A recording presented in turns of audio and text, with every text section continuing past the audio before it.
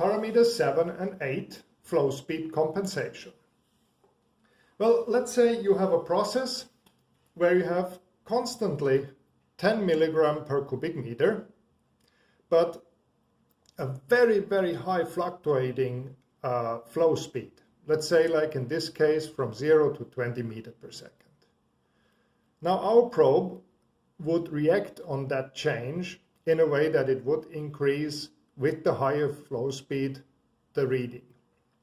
So meaning the uncompensated reading of our meter would be slightly increasing as the flow speed increases.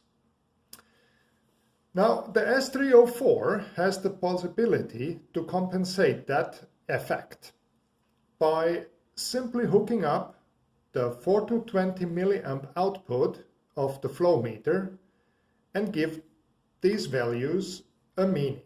Let's say in this case 4 milliamp equals 0 meter per second and 20 milliamp equals 20 meter per second.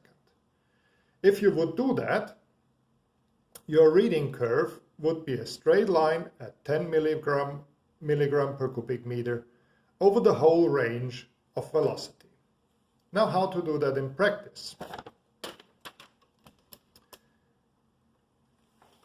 We would take the milliamp output of the flow meter and hook it up to the milliamp input of our S300, meaning in these two ports. Then we would go to parameter 7.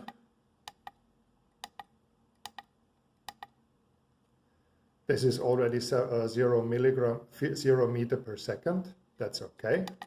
Then we go to parameter 8, and that we want to change to be 20 meter per second. Let's save and go back. Now by changing this parameter 8 from being 0 to 20, you automatically activated this compensation curve, and from now on your reading will be completely constant over the whole range.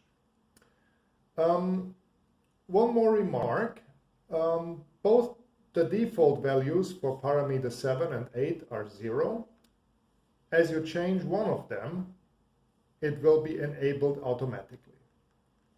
Another thing which is to be remarked, that similar like the reading in percentage, the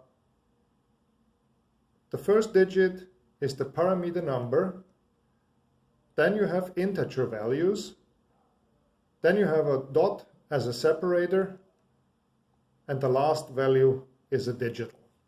So you could key in 19.5 meter per second or something like that.